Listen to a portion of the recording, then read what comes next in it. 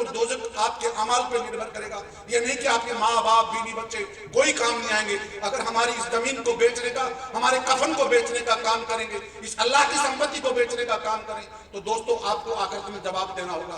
कुछ लोगों से चाहे मेन रोड की बात हो, चाहे कुछ भी बनाने की बात हो, हमें एकदम हमारी संपत्ति में प्लॉट काटने का बड़े भूमाफियाओं ने, गरीब हमेशा ईश्वर और अल्लाह से डरता है। दोस्तों आपको भी एक बार सोचना चाहिए, अगर गरीब ईश्वर अल्लाह से डरता है तो उन धनवान लोगों को सोचना चाहिए कि आप क्या लेके आए तो क्या लेके जाओगे। जब देने वाला नहीं बचा तो क्या आप खाने वाला बच पाओगे, ये आपको तय करना है। जब विधायक महोदय ने मुझे कहा कि हमारे इस फतेहपुर शहर के अंदर आप हमें कुछ ITI के लिए, कुछ स्कूल के लिए जमीन दीजिए, हमने कहा विधायक महोदय रफीक साहब हमारे वक्त के मेरे मेंबर भी है सीनियर, इन्होंने कहा खान जी रफीक ये हमारे विधायक महोदय मेरे साथी हैं तो हम तो इनको राम लक्ष्मण की जोड़ी बोलते हैं, लेकिन इस जोड़ी ने हमने तुरंत प्रभाव से फतेहपुर के अंदर उस जमीन को देने का कार्य किया। लेकिन दोस्तों क्या उस एरिया के अंदर स्कूल नहीं चलती, क्या उस एरिया में हॉस्टल नहीं चलते?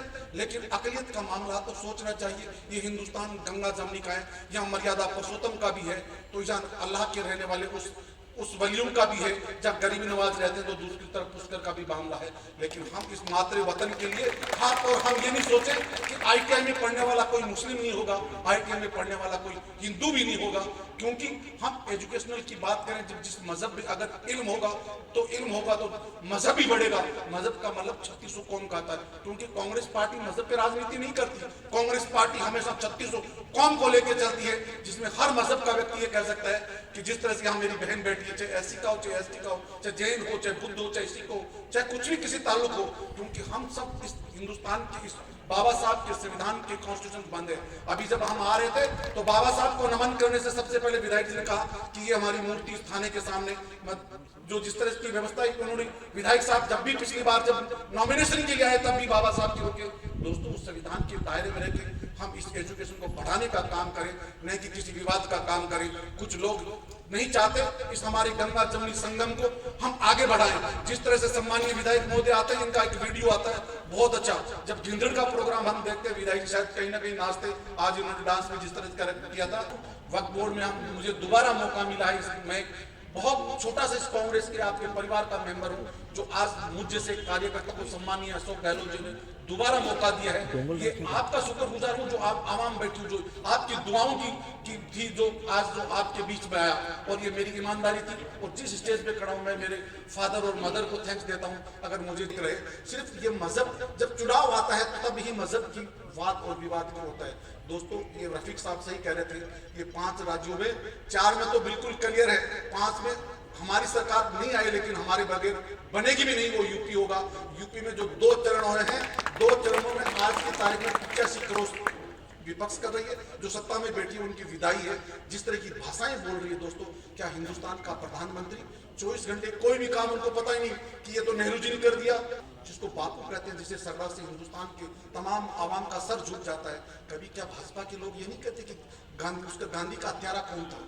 लेकिन जिस बाबा साहब के खिलाफ भी कभी बोल सकते हैं, उनको इंसानियत से मतलब नहीं, ना मजहब से मतलब है, ना कुरान से, ना गीता से, ना बाइबल से, ना रामायण महाभारत से। उनको तो सिर्फ मतलब सिर्फ इतना से है कि उनकी झंडी बनी रहे, हिंदुस्तान बचे ना बचे, मातृभूमि बचे न बचे, चाहे चाइना हिंदुस्तान की सरजमीन में घुस जाए, बांग्लादेश जैसे छोटे राष्ट्र, चाहे पाकिस्तान जैसे राष्ट्र, लेकिन उनको सिर्फ विवाद अपने संपत्ति को बचाने का है। कभी गरीब के लिए कभी नहीं बोलते। कभी उन्होंने सोचा जब किसी माँ का लाडला किसान का लड़का जब लड़ रहा था, उन्हीं के मंत्री का बेटा गाड़ी से कुचल के मार देता है। कभी भाजपा के वसुंधरा राजे के राज में 70 गुजरों को मार दिया, क्या किसी की बहन बेटी माँ का लाडला नहीं था?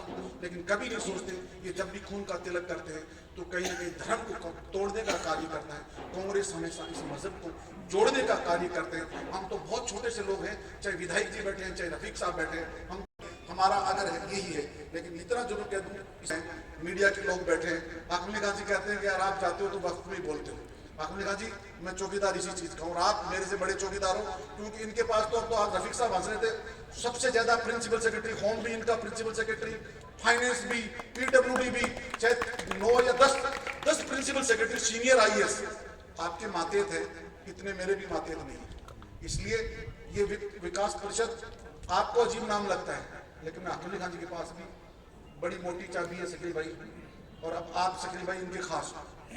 तो हम लोग मिलकर के दोस्तों इस वक्त को बचाएं, अच्छा विकास कार्य करें।